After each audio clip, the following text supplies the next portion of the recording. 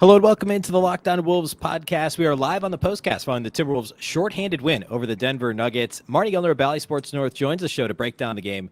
The Locked On Wolves postcast starts right now. You are Locked On Wolves postcast, part of Locked On Sports Minnesota. Your team every day.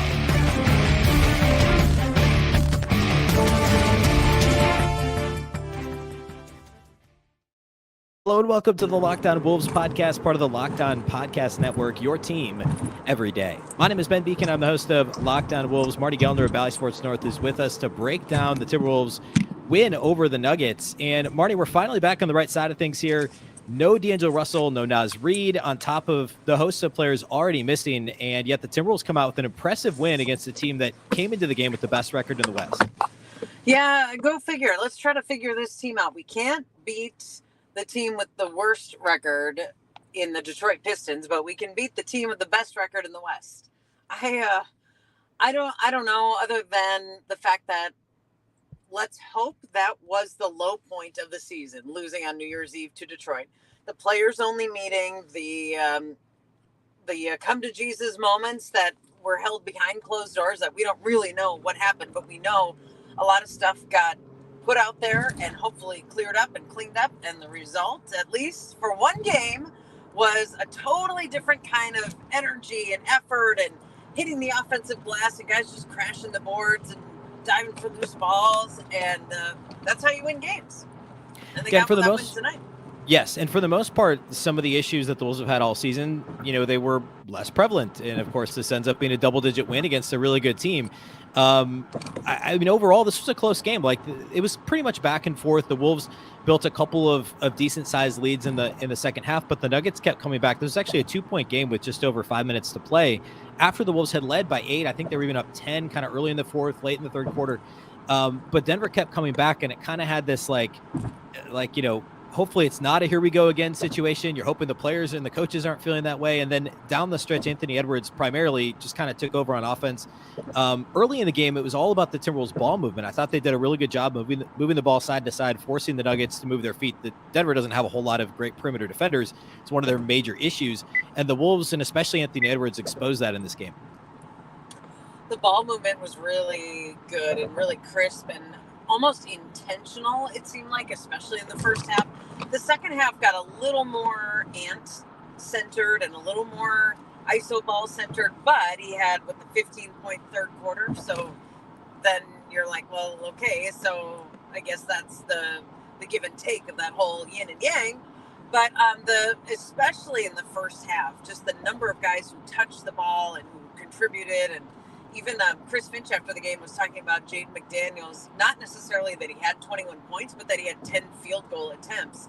And Finch was saying, like, when the ball moves, that's one of the byproducts. Things like that, Jaden McDaniels getting 21 shot or getting 10 shots, that happens. And when the ball doesn't move, that doesn't happen. It's just, there are all kinds of trickle down things that are good things that happen when the ball moves and it's side to side and multiple people touch it. And he talked about a pass dunk to Rudy Gobert, which he said, I don't feel like we've seen for a while. So there was high praise, intentional praise for the ball movement tonight. Yeah, it was good. Yeah, it's your point about Jaden McDaniels' game. I mean, he was fantastic on both ends of the floor, and that's exactly right. Like, when we talk about Ant playing a lot of isolation ball and the ball getting sticky and the take-turn offense that we've talked about in the past with this team, it's not to say that Ant can't, obviously the Bulls want him attacking off the dribble. It's about moving the ball from side to side, making the defense work. The more passes you have in a possession, generally speaking, as long as they're productive passes, the better chance you have to get them out of rotation and to get an open jumper or to get a clean driving lane to the basket. And, Ant didn't shoot the ball great from the perimeter in this game, but he was 7 of 13 on 2-point attempts. He got to the line 6 times. He had 29 and 10 plus 5 assists. Just a good all-around game. And then Jaden McDaniels, for his part, 21 points on 9 of 10 shooting. Made both of his 3-point attempts, hit a big one in the fourth quarter as the Wolves were trying to kind of push that lead from one possession to multiple possessions. And like we said, good defensively. Just a well-rounded game. And I think McDaniels, he's never going to be the primary focal point of the Wolves offense, but he can have these. We've seen it a handful of times this year when the Wolves' best players are playing really well and the ball's moving. And actually, like early in this game, Denver went to his zone because they were struggling on the perimeter so much. And I thought Kyle Anderson was also great in this game. He had 19 points and 8 assists. And a lot of that was picking apart the zone, just kind of getting into the soft spots in the zone and looking for cutters, looking for open shooters. And I think Anderson and McDaniels are probably the biggest beneficiaries of both the zone and Ant playing well overall. And for McDaniels in particular, I feel like he ends up in the corner, like right on the baseline for a 3-point shot multiple times a game. And if he could become a high 30s, low 40s% shooter from the corners, I feel like it would open up a whole new life to the Wolves offense and to his game in particular, because he just plays that position where he ends up there. He's that outlet, or he's the late shot clock, or he's the pass guy that ends up with a defender, closest defender, like, I don't know, 6-8 feet away. So tonight was a night when McDaniels was really good offensively, really efficient offensively. And if he can bottle some of that, or just figure out how to add that to his game going forward, and maybe it's going to be an off-season thing, I get it, I'm just saying long term, like, man, would that be a really nice weapon for the Wolves to have. Yeah, and the Timberwolves bench in this game was fantastic too. And we said shorthanded, no D'Angelo Russell, no Naz Reid, who, when Gobert's healthy, obviously comes off the bench. That meant Jalen Noel started the first game that he started all season. I think just the second start of his career. And the bench just was, it was just like a unit we haven't seen before. Austin Rivers was really the only primary member of the regular rotation that played. And then you just had Matt Ryan, Nate Knight, and Luka Garza off the bench. And I thought they all played well in this game. The bench was really good. Yeah, the bench was almost as good as the starting lineup in terms of distribution, like different guys at different times and everybody carried a load type of stuff. It wasn't like we're turning on to this guy and this guy's carrying the load. And on a night when your bench is even more thin because of exactly what you said, Naz Reid and D'Angelo Russell, those were, I think we found out at like 6:33 maybe that they were not going to play tonight. So that's not a lot of time to get shuffled and ready. And the reserves were like Nate Knight, man. Nate Knight was hitting the glass hard. He was playing with a ton of energy and want to tonight. And I just love to see it. And I feel like that kind of stuff is contagious, and that kind of stuff shows guys who are playing like, hey, we got a guy right here. Look how hungry he is. You better step it up. It's a good message sometimes to send. Yeah, Nate Knight was fantastic. And going back to that, he had that big game against Oklahoma City a couple weeks ago, and then the big game against Chicago, and then was back out of the rotation when guys were back healthy. But I think he's I don't know. I think he's a really solid backup big in this league, and can play, knock down an open three in this game. If he shot free throws a little better, I mean, like, that was kind of the only thing, is he was 3-6 at the line. But otherwise, he was really good all the way around. Jalen Noel, we talked about him in the starting lineup.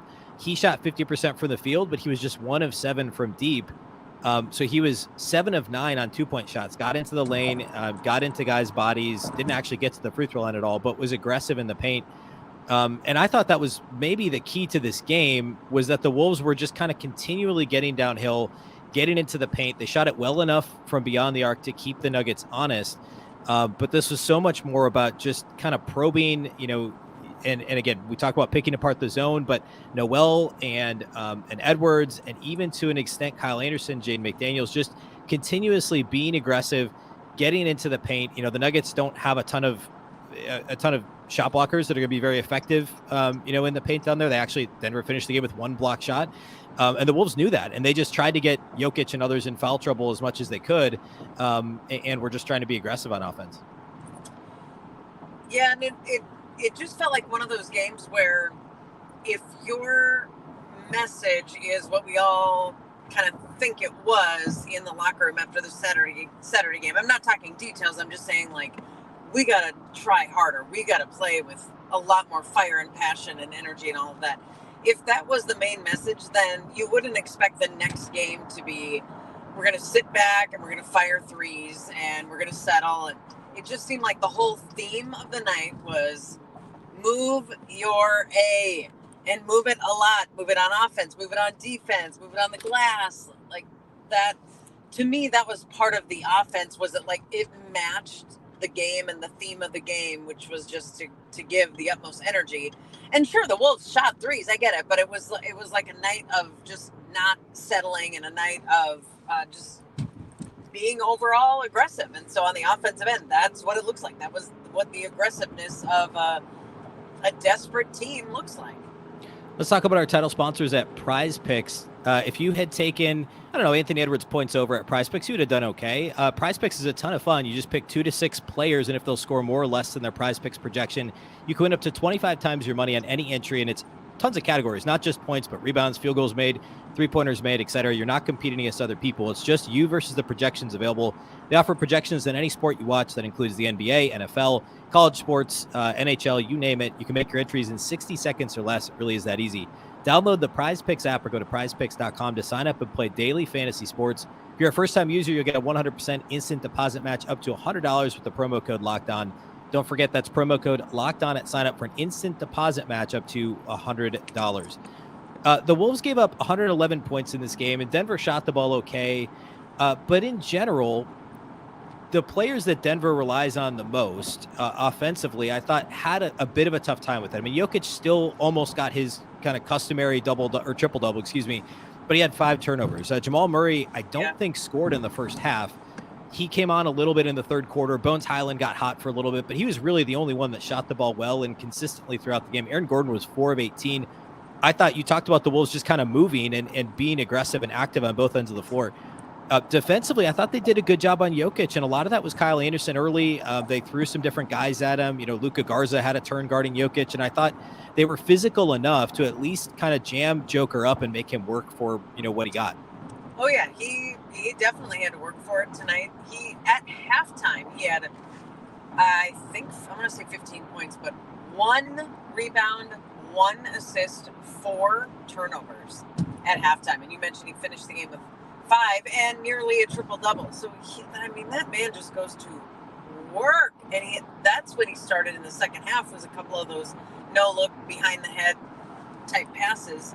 But it had already been a tough night. He had already fed into what the Wolves were trying to do. I feel like a lot of the damage was already done. The Wolves on the defensive end, it just wasn't a night when Joker was going to come in and dominate and have his way. And I felt like the Wolves defense, even without the ultimate personnel on the floor, even with the usual injuries, plus add 2 more as game time decisions who were not available, there was just a different kind of, all right, we are pissed off enough that everybody on the other team is going to feel this. And I hope that was the intention that the Wolves played with, meaning, Aaron Gordon was going to have a tough night shooting, and Jamal Murray was going to struggle, because everybody on the Wolves team was trying to execute this message of, okay, we get it, message received, we're done messing around, we're not playing like that anymore. And if they can continue to play that kind of defense where it's multiple guys bothering multiple guys on the other team, then, things just look so much different. You look at Wednesday, okay, who's coming in? Portland, a 500 team, but a team above them in the standings. Damian Lillard had 11 threes the last time we saw Portland. We saw him in consecutive games on the road, and Lillard had 30-some in both of them. One of them, he had 8 threes by halftime. So you're telling me that defense does not need to change or step up or play more like it did tonight? Let's get this defense against the teams going forward and see how much of the outcomes change for the Timberwolves just based on that.